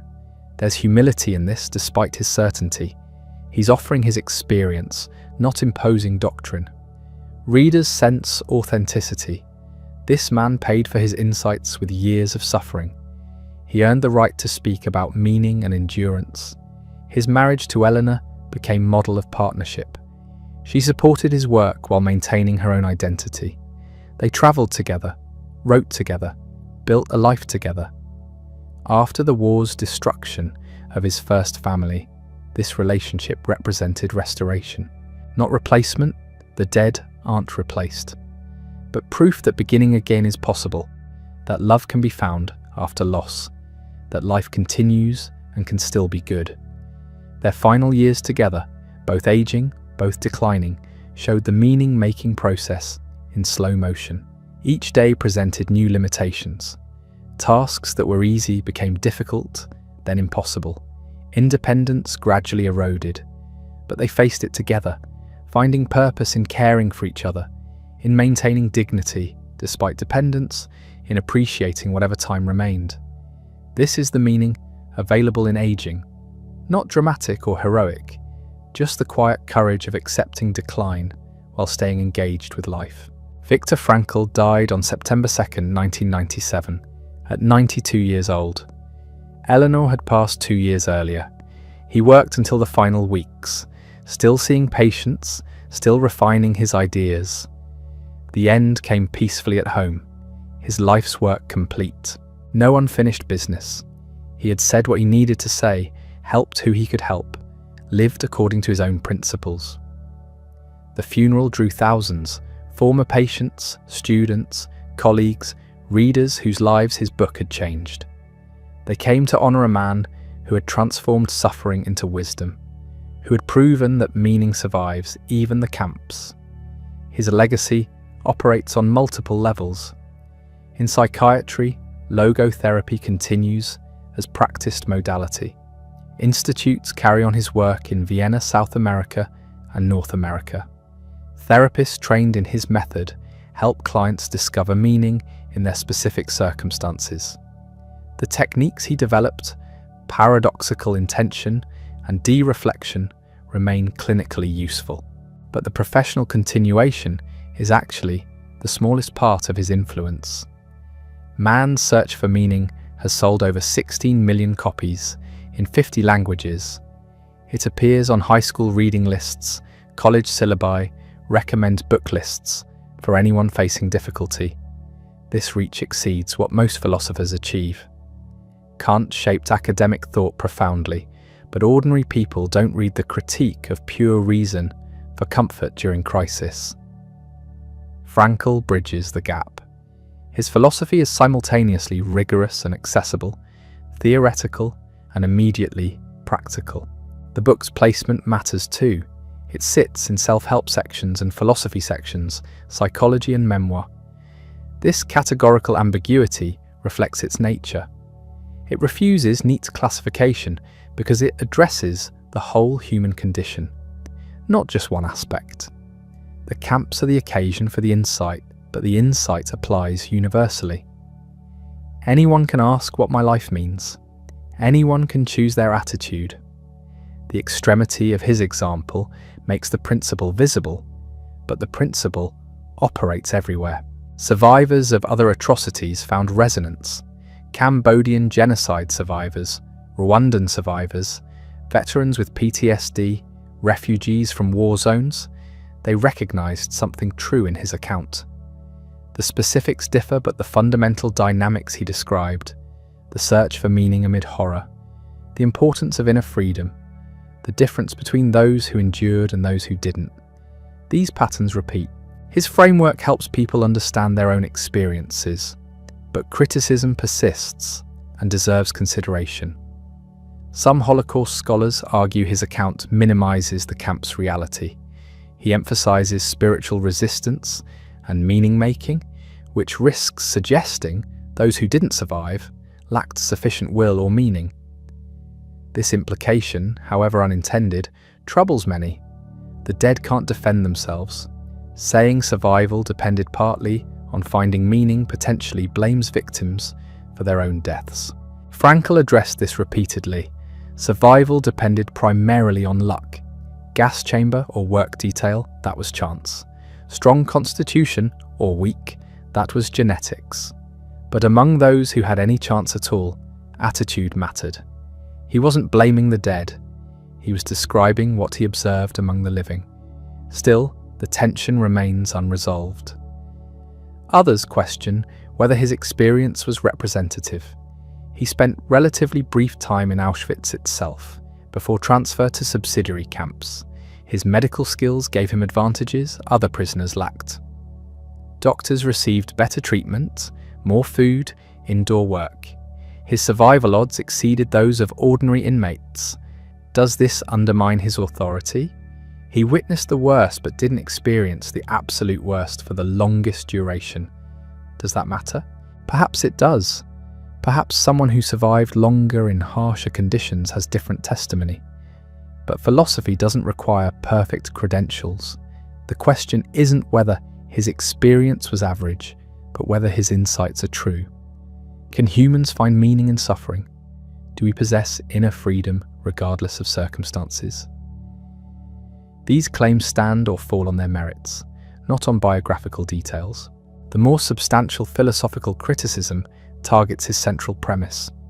Does suffering actually contain meaning, or do we just impose meaning because we can't bear meaninglessness? Is meaning discovered or invented? Frankl insists it's discovered, that meaning exists objectively in situations waiting to be found. But this seems unprovable. When someone decides their suffering has purpose, aren't they choosing to interpret it that way? The cancer patient who says illness taught them what matters, aren't they constructing that narrative? Nothing about tumours inherently teaches lessons. Frankl would counter that meaning potentials really do exist in situations. The universe poses questions, and we must answer. But this feels metaphorical. Situations don't literally ask questions. We ask questions about situations. The meaning-making happens in us, not in events themselves. This doesn't invalidate the therapeutic benefit, but it does challenge the metaphysics. Existentialists like Sartre would say we create meaning through our choices. There's no cosmic meaning waiting to be discovered. We're radically free and radically responsible for defining our own purposes. Frankl's system, despite its existential influences, pulls back from this abyss. He wants meaning to be real, objective, not just personally constructed. Why? Because purely subjective meaning feels arbitrary, vulnerable to collapse. If I'm just making it up, why not make up something else, or nothing at all? His answer involves the transcendent dimension. Meaning connects us to something beyond ourselves. Whether you call it God or ultimate meaning or the Logos, something exists that makes our meanings more than arbitrary invention. This is where faith enters. You either sense this transcendent dimension or you don't. Argument can't produce the experience. The practical impact matters more than metaphysical certainty. Millions of people have found Frankl's approach helpful, regardless of whether meaning is discovered or invented. The distinction may be philosophically important, but therapeutically irrelevant. If believing suffering has meaning helps someone endure suffering, does it matter whether that meaning is objective or constructed? The pragmatist says no. Truth is what works, yet we should be careful. Telling suffering people that their pain has meaning risks minimizing their experience. It can sound like justification. Everything happens for a reason. God has a plan. These platitudes often harm more than help. They suggest suffering is good actually, a gift in disguise. Frankl never said this. He said meaning can be found in suffering. Not that suffering is good or that we should seek it or that victims should be grateful for their trials. The distinction is subtle but crucial. Suffering remains evil. The camps were hell. Cancer is terrible. Loss is devastating. But humans can respond to these evils in ways that generate meaning. The meaning doesn't justify the suffering. it's what we salvage from it. This nuance gets lost sometimes in popular appropriation of his ideas. His influence appears in unexpected places. Addiction recovery programs incorporate his emphasis on meaning and purpose. Business consultants use his ideas about motivation, arguing employees need meaningful work, not just paychecks. Coaches apply his principles to athletics. Even Silicon Valley talks about finding purpose, though often in ways Frankl would find superficial. When tech entrepreneurs say they want to make meaning, they usually mean make money, while feeling good about it. That's not quite what he had in mind. The spiritual but not religious movement embraced him too. He offers transcendence without dogma, meaning without institutional religion. You don't have to accept any particular theology to apply his insights. This broad applicability explains his reach but also enables dilution. His ideas get simplified into slogans. Follow your passion. Everything happens for a reason. Live your truth. These bumper sticker versions lose the rigor of his actual thought. Read carefully, Frankl is demanding. Meaning isn't whatever you want it to be. It's what the situation requires. This involves discipline, honesty, courage. You can't just decide your meaning is to play video games and eat pizza. The meaning must involve responsibility, must serve something beyond yourself. He's actually quite strict about this, more strict than contemporary culture prefers. His relationship with religion remained complex throughout his life. He was born Jewish, survived the Holocaust as a Jew, but his philosophy isn't particularly Jewish in content. He rarely referenced Jewish theology or tradition. His framework is more influenced by existentialism and psychoanalysis than by Torah. This bothered some Jewish scholars who felt he'd abandoned his heritage. But he saw his work as universal precisely because it transcended particular traditions. Any religion can incorporate logotherapy. Any belief system can recognize humans need meaning and possess freedom. He wasn't rejecting Judaism, but reaching for something broader. Whether this represents laudable universalism or problematic assimilation depends on your perspective. His writing, after man's search for meaning, never achieved the same impact. He published dozens of books, gave thousands of lectures, but the first book remained his masterpiece. Perhaps because it combined personal testimony with philosophical insight in unique proportion. The later works were more academic, more technical, less universally accessible, or perhaps the first book said what needed saying and everything after was elaboration. He taught at universities into his 80s. Students found him engaging, demanding, occasionally difficult. He expected excellence, had little patience for mediocrity. Some found him arrogant, others found him inspiring. Probably he was both. Surviving what he survived, accomplishing what he accomplished, some ego seems forgivable. The question of how his experience shaped his personality is fascinating. Did the camps make him more compassionate or more callous? More patient or more demanding? Did witnessing humanity's worst make him cynical or hopeful? He insisted it made him hopeful, that seeing people maintain dignity in hell proved human potential for good. But damage surely existed too. You don't watch what he watched without scars. Eleanor protected him from much of this. She managed the household, handled correspondence, shielded him from demand so he could work. This traditional arrangement enabled his productivity, but also reflects the era's gender dynamics. He got to be the genius while she did invisible labour. Modern readers might critique this, but by their accounts it was partnership she chose. She believed in his mission and contributed by supporting it. Their final years showed aging's meaning-making in slow motion. Each day brought new limitations. Tasks that were easy became difficult, then impossible, but they faced it together, finding purpose in caring for each other, maintaining dignity despite dependence, appreciating whatever time remained. When Eleanor died in 1995, Frankl was devastated. He'd lost his first wife in the camps.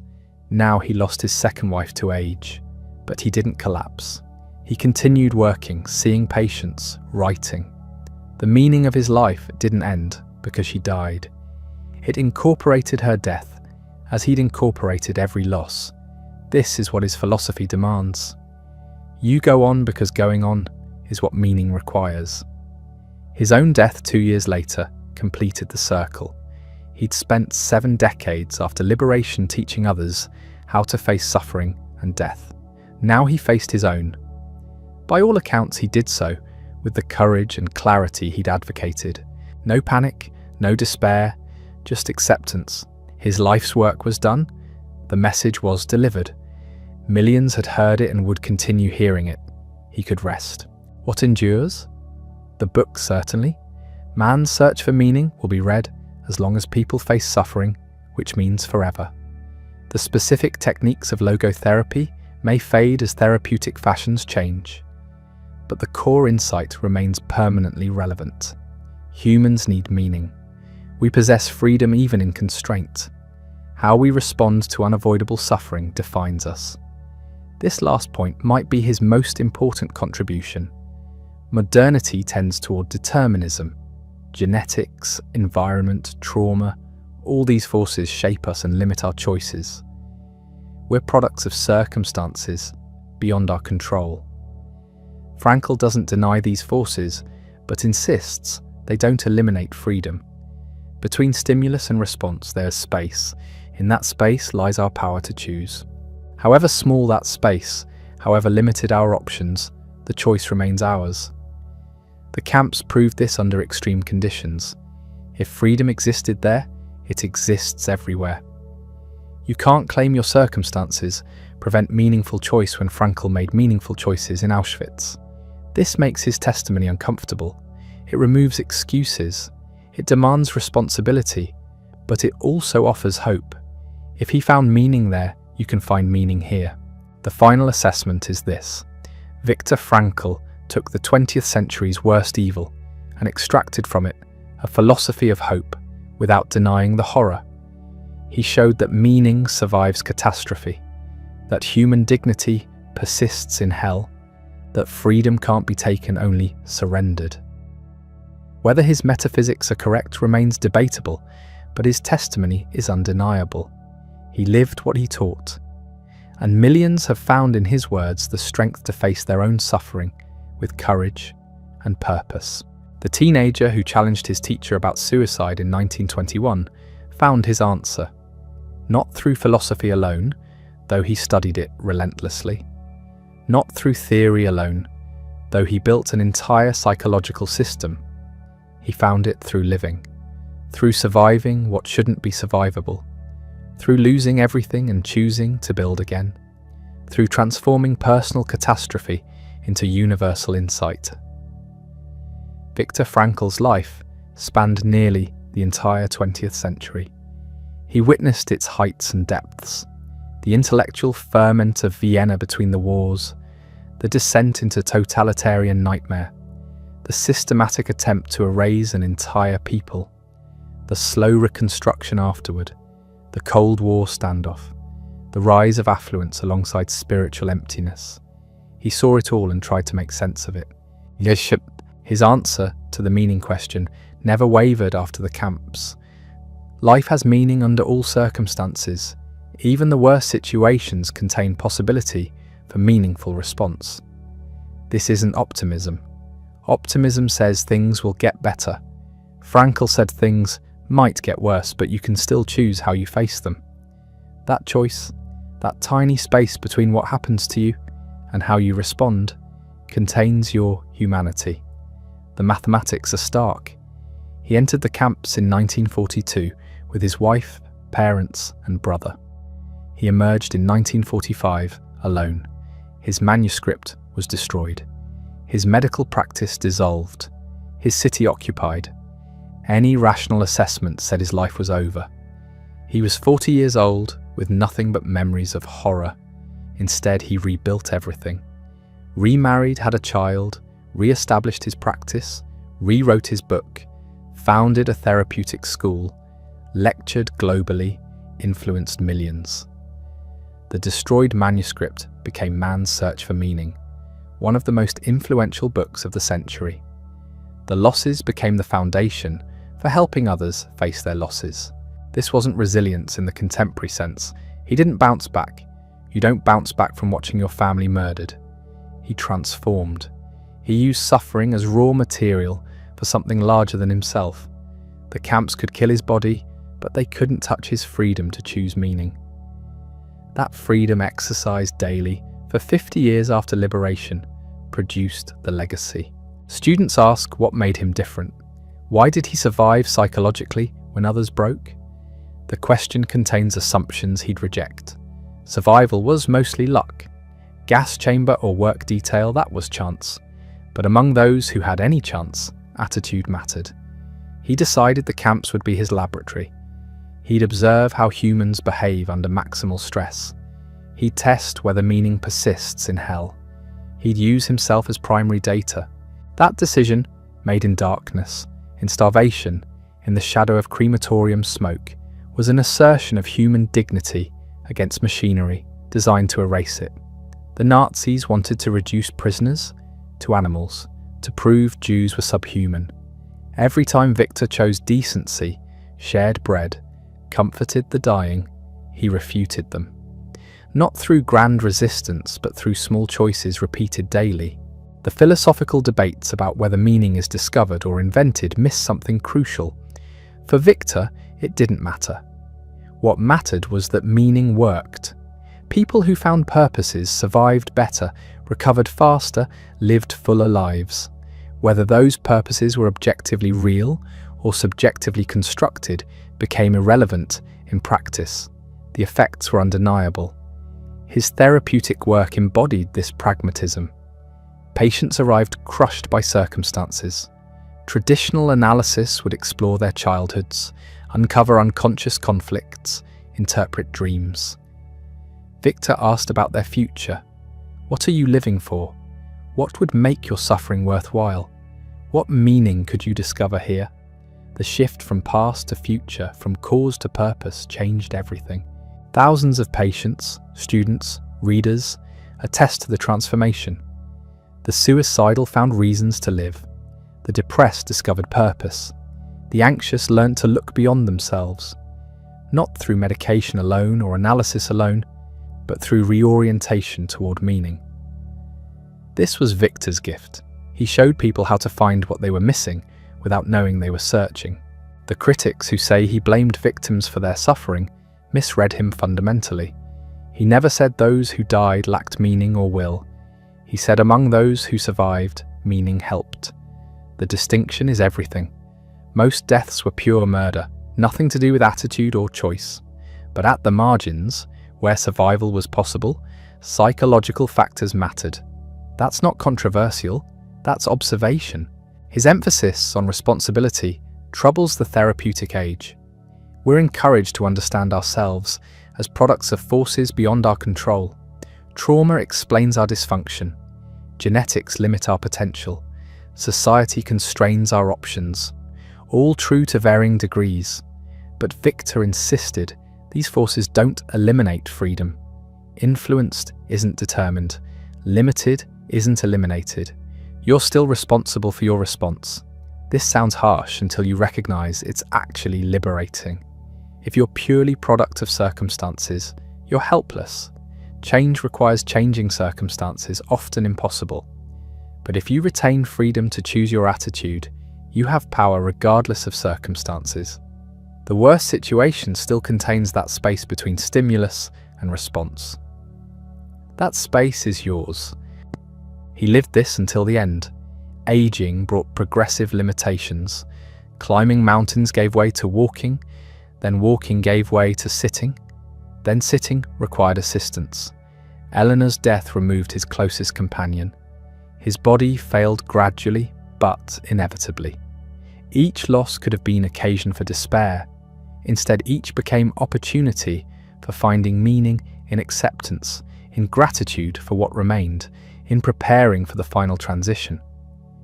His death in 1997 closed a life that began when the Austro-Hungarian Empire still existed and ended in the age of the internet. The world transformed beyond recognition. But the questions he asked at 16 remained urgent. Why live? What matters? How should we face suffering and death? His answers, forged in history's worst crucible, endure because they address permanent human conditions. The teenager challenging his teacher had no answer that day. The old man dying peacefully at home had lived the answer for 8 decades.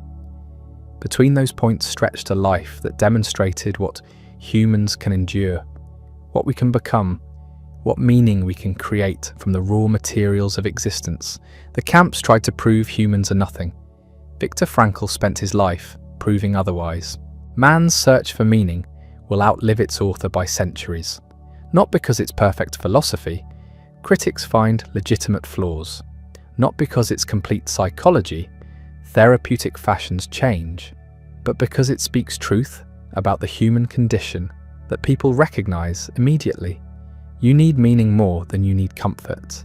You possess freedom even in constraint.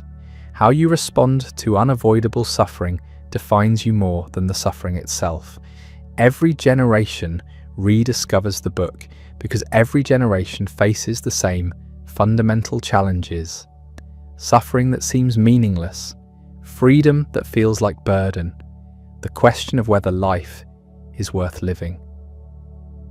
Viktor's answer isn't comfort, it's challenge. Life is asking questions of you. Your job is to respond. Stop waiting for meaning to arrive. Start creating it through your choices.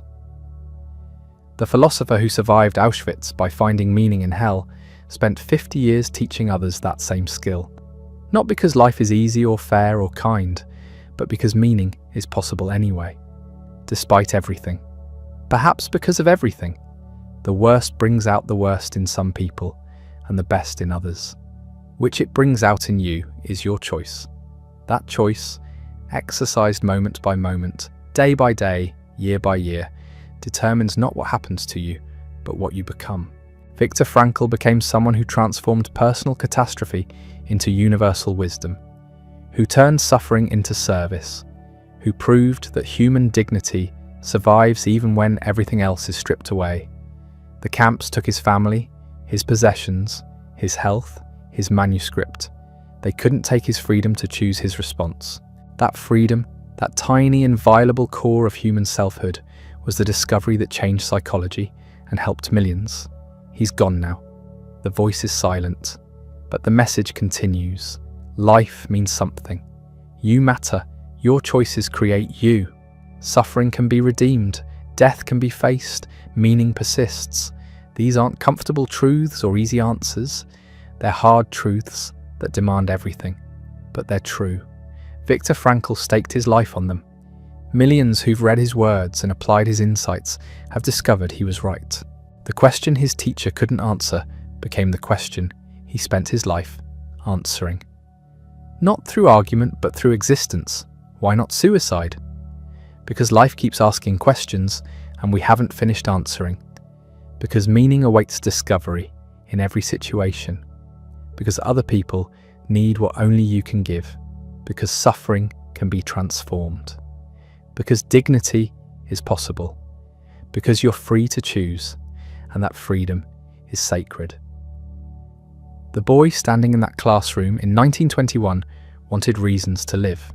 The man who emerged from the camps in 1945 had found them in the worst place imaginable. The teacher who spent 50 years sharing what he'd learned gave those reasons to millions. The legacy isn't a system or a school or even a book. It's a way of being human that refuses despair, embraces responsibility, and finds meaning against all odds. Viktor Frankl proved that the human spirit is stronger than the worst circumstances, that freedom survives when everything else is destroyed. That meaning is possible even in hell, not because life is good, often it isn't, but because we're capable of making it meaningful through how we respond. That capacity, tested absolutely in the camps and demonstrated daily afterward, is his testament. The wisest response to his life and work isn't agreement or disagreement, it's application. Take the insight and test it against your own experience. When suffering finds you, and it will, ask what meaning you can discover or create. When freedom overwhelms you with its possibilities, ask what life is demanding from you. When death approaches yours or someone you love, ask what attitude you'll choose. These aren't theoretical questions. They're the questions existence poses to every human being. Viktor Frankl showed us one way to answer. Not the only way, but a way that worked in the worst conditions humans have created. If meaning survived there, it can survive anywhere, including here, including now, including in whatever circumstances you face. That possibility, that inextinguishable human capacity for meaning, is what he lived and what he left behind.